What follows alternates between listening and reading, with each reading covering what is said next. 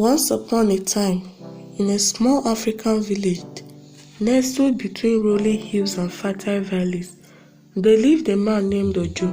Ojo was known far and wide for his exceptional agility, his cunning wit, and his rather unconventional way of life.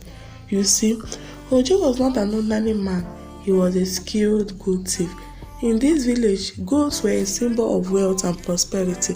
They were cherished by the villagers, and their milk and meat sustained the community.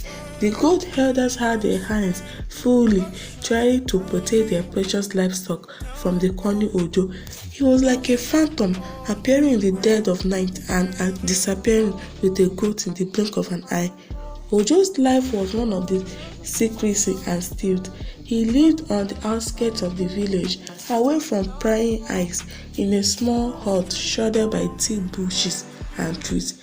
His home was modest, but he managed to make it comfortable with the spoils of his nocturnal endeavors.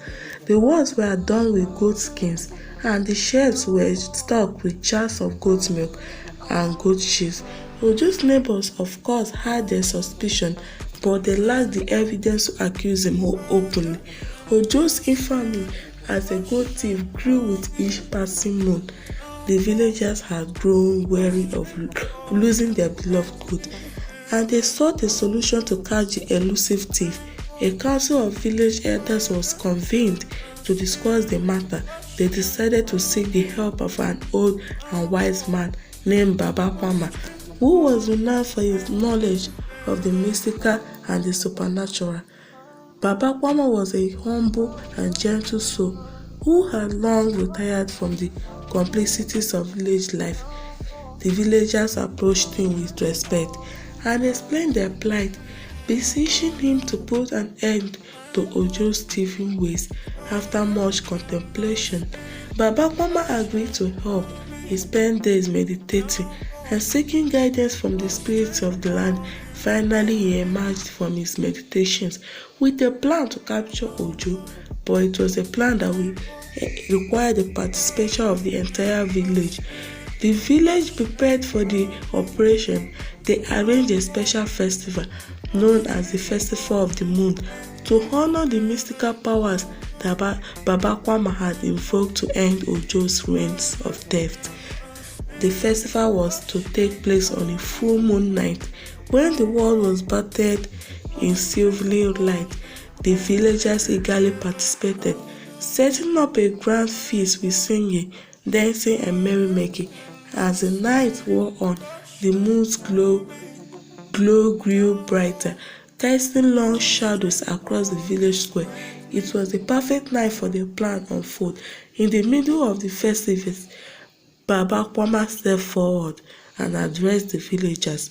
He told them that they were about to witness a performance that would be the turning point in their quest to capture Ojo the Goat Thief. The performance began with a group of villagers dressed as goats, their bodies covered in white clothes. They moved about the village square in a playful goat-like manner, grazing on bushes and leaping all around the shimmering moonlight. These spectacles amused and baffled the villagers, who watched in amazement. Meanwhile, Ojo, from his hidden vantage point, observed the strange behavior. He couldn't resist the temptation to investigate. What was going on here? He murmured to himself. Why are people acting like ghosts in the middle of this night? Drawn by curiosity and prospect of perhaps stealing a real goat amidst the chaos, Ojo ventured closer to the scene. Little did he know that the villagers were leading him into a carefully laid trap. As Ojo approached the villagers skillfully, corralled him into the center of the square. They surrounded him, their goat-like antics growing more and more convincing, making it difficult for Ojo to distinguish them from real goats. Suddenly, the moonlight revealed Baba Kwama. Standing tall and proud, he declared, Ojo, your days of goat thieving are over. You are surrounded by the spirit of the moon and the villagers who wish to see justice done. Confess your crimes and return the stolen goods, and you may find forgiveness. Ojo was trapped, caught in the act and his heart raced. He knew he had no way out of this predicament. With a heavy sigh, he finally confessed to his gold thieving ways.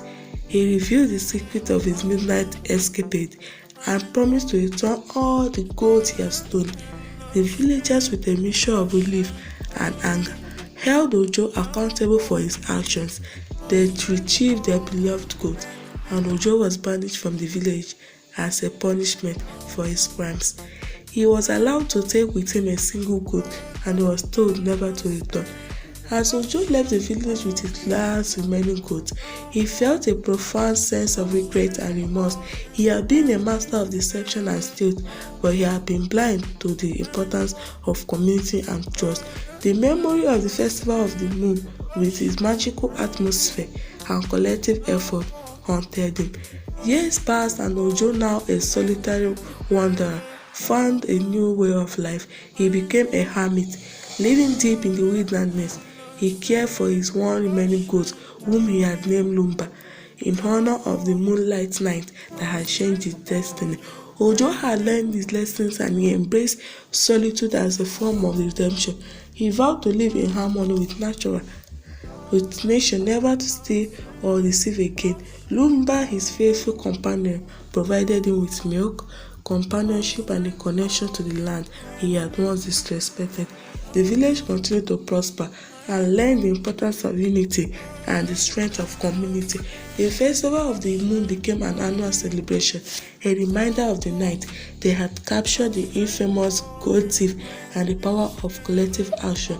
The story of Ojo the Reformed Goat Thief spread throughout the region as a parable of redemption and the ability of even the most cunning individuals to change. His tale served as a constant reminder to the villagers and to all who heard it that true wealth lay not in the theft of goods, but in the richness of one's character and the bonds of community. And so, in the heart of the villagers, the legend of Ojo the Goat Thief turned hermit was passed down through generations as a story of transformation and the enduring power of the moonlight that had illuminated his path from darkness to enlightenment. It's always good for we should be contented with what we have. It's always good for we to work in unity, in cooperation, in our community. We don't have to be corny. We don't have to steal people's things, because stealing people's things, it doesn't take anywhere, but it just keep on landing us in trouble. So I hope you enjoyed this video. Please don't forget to subscribe, hit the subscribe button and hit on the notification bell so that when I drop a new video, you'll be the first to see it. And also leave a comment behind, like and leave a comment behind.